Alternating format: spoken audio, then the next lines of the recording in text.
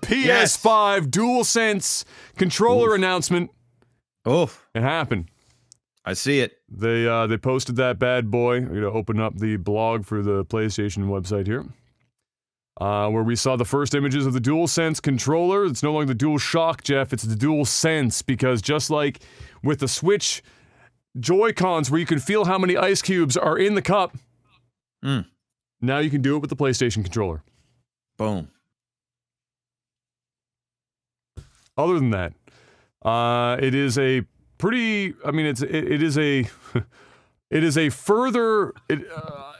It's a further crossbreed of the PlayStation controller and the Xbox controller. As time has gone on, they've all just sort of gotten closer and closer to resembling the base Xbox 360, where controllers basically more or less peaked design. It's got the two-tone color look. I don't think it's ugly. I think it's a good look. I am concerned about the fact that so much of the most used parts are white, because that shit's going to get dirty in like 2 days and will no longer look great. It will probably look disgusting, especially if they have any kind of rubberized grip that's got like a textured surface. That's going to look like a yikes. But when it has been used, it looks really fucking pretty. They go on in this blog to talk about the new functions of it, so we'll cover some of that. First of all, what do you feel about this controller? How do you, just looking at it, how are you feeling about this controller right now? It looks fine. You're neither here nor there about it? It looks like another controller. I mean, I think it looks more comfortable than the DualShock 4. But that's because it's closer to an Xbox design. So. I mean, it's sleek. It's you know, it's a little more futuristic looking. For sure. It's probably a big tell on what the actual console is going to look like. That's what I was going to say. It makes me wonder what the actual console is going to look like. It'll definitely be black and white, or there'll be a version of it. And it'll probably have sort of the same edges and curves that the controller has. So yeah, rip the idea from last week, because apparently this is basically going to ruin what our idea was last week of shipping a console. Well, it doesn't ruin it. It doesn't really ruin it. Actually, this might strengthen it, honestly, because if it is a new controller, then you sell it separately, you make more money on it separately, and then you sell a console to reduce your losses on the console, while allowing people to backwards compatibly use your DualShock 4. Yeah, so I don't think it ruins it. This doesn't change my opinion on it at all. No, that's true. That's true. Now I thought about it for more than 3 seconds. This pretty much doesn't do anything. No. So they're saying after thoughtful consideration, we decided to keep much of what gamers loved with the DualShock 4 while also adding new functionality and refining the design. After talking with developers, basically developers were like, hey, touch is kind of being ignored, I guess. Maybe do something that gets the tactile feel a little bit sexier, much like the ice cubes in the Switch controllers. And so they said, okay, we can do that. And so they sent that as their set that as their benchmark for the major design update, which let me describe to you here.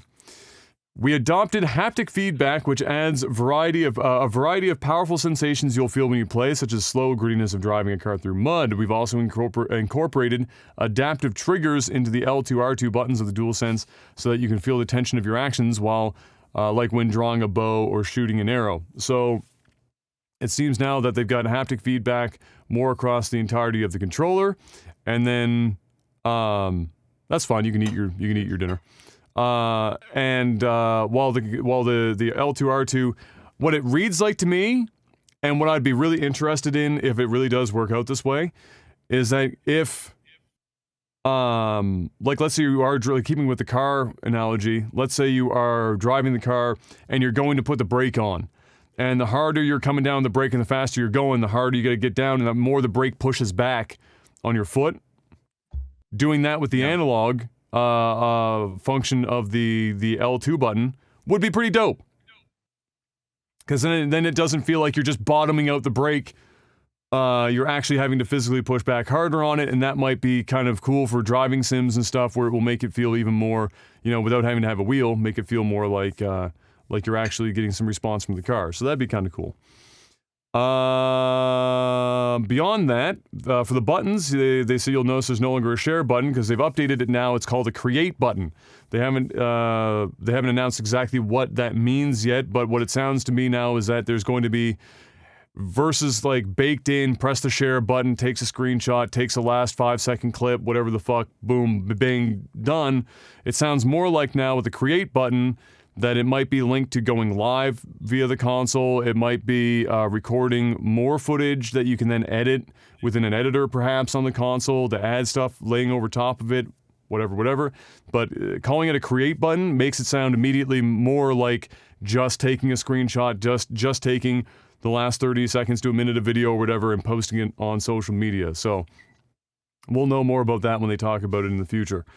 And then DualSense. This is the one that just has me scratching my head. I mean, I can come up with a couple reasons as to why, but honestly, I think it just adds cost to the controller with no real value whatsoever. DualSense also adds a built-in microphone array, which will enable players to easily chat with friends without a headset, ideal for jumping into a quick conversation. But of course, if you are planning to chat for a longer period, it's good to have a headset handy. I just don't... There's no universe in which I want a microphone in a controller. I just don't want it. It's gonna sound like ass probably. If you're gonna listen to your friends in your over speakers, that's gonna produce a problem. You're gonna need a headset therefore anyway just to hear them. So you might as well have a microphone at the same time on your headset. I don't think it's particularly a useful function, and at worst, it's a way for them to, like your cell phone, just kind of constantly be monitoring what you're saying to learn. So yep, it's a big nope for me, dog.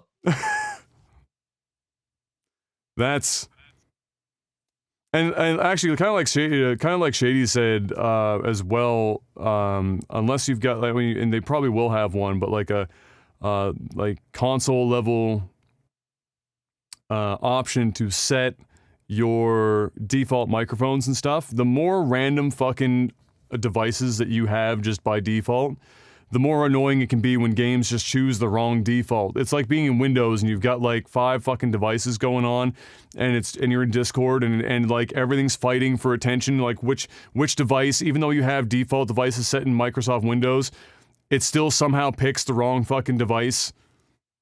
Like 5 or 6 times before you finally get the right one. So I'm not a big fan of that. I think it adds cost. I think it's just a shit option in general. And like I said, I'm pretty sure it's just to listen to you, like your cell phone. It is. Yeah. So fuck that noise. I'm done. How was that? Looked like, what was it? Like, was there little eggs in there? Little pancake maybe? Chicken and it wasn't even close. And, yeah, it was scalloped potatoes. I haven't had a scalloped potato in a hot minute. I like me some scalloped potatoes. Yeah, it was good. It's delicious. So there you go. That's basically all of the. Also, right. The position of the light bar that has been changed, where it sits on the sides of the touchpad. You can see it there in that blue.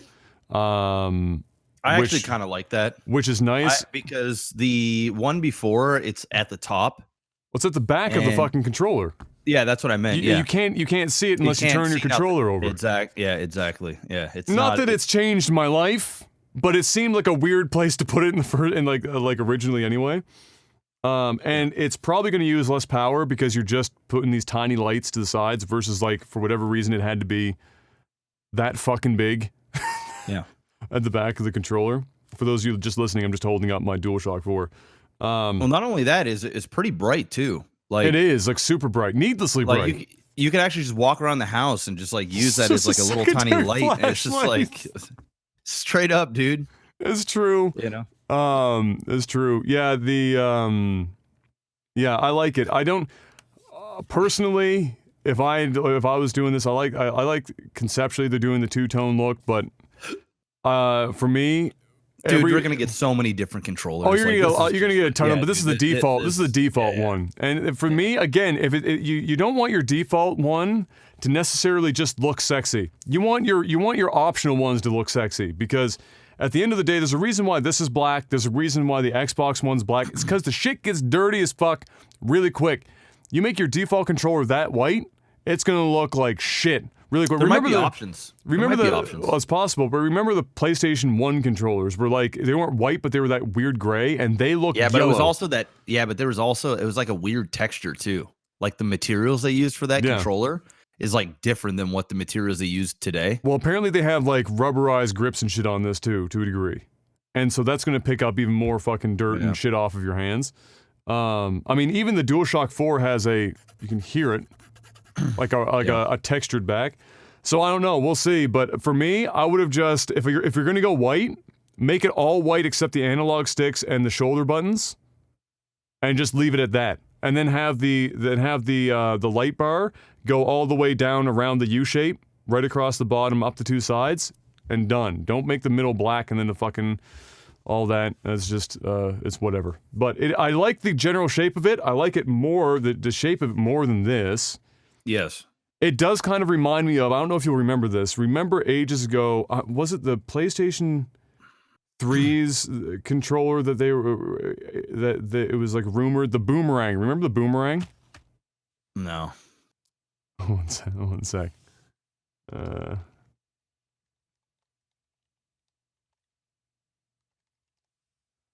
you go. If you just Google search real quick, PlayStation Boomerang controller, first thing will pop up. It was PS3. It was the concept controller for the PS3. And like it kind of like when I first saw it, I was like, this looks familiar to me. And obviously it's not exactly the same. It's not nearly as boomerangy. But that's what kind of yeah. Jesus. You don't remember that? No, I don't. That's that was one of the worst controller designs of all time right there. Just a hot mess. You know what that? Yeah, don't do that. That reminded me of like the third-party Nintendo 64 controllers that were just fucking awful. Jesus. Yeah, that was a rough one. But there you go. It does also have, because you can't see it in the pictures, so just people were freaking out when they confirmed that it does. It still has a 3.5mm audio jack. There you go. For headphones and shit. So the dream. So that's all there. So you don't need to worry. They didn't Apple you. Yeah, they didn't Apple you. Thank God. So that's still there. So overall, I like it. I'd like to have it in my hands, because what I liked about the DualShock 4 over the DualShock 3 is it felt fucking sturdy. It felt substantial. It felt like if you wanted to bludgeon somebody, this is an option. I've smashed that as hard as I could playing Bloodborne once, and it made a little crack. Yeah, but that was it. Like the controller's still fucking, and it didn't even crack. It's basically just it opened up a little bit. Like you cracked the ceiling of the top bottom piece. That was it. Controller works perfectly fine though, and I mean I fucking smashed that thing like real hard. So hopefully we get that again, because I like that a lot about it, and hopefully we get that again. And we'd already looked at the Xbox One or the Xbox Series X controller in the past on the podcast, but if you wanted to search it, you can. It is a change from the last controller, but it is not nearly as exaggerated as the change from the DualShock 4 to this DualSense, and it basically still looks like every other Xbox controller, because really I don't know how much more fucking design change that controller needs. It just fucking works. Like, it may update stuff like Sony's doing, where it's like this the haptic feedback and shit like that changes, but the shape of the Xbox controller as it is right now, leave it. For God's sake, don't reinvent the wheel. You already fucking won on that front.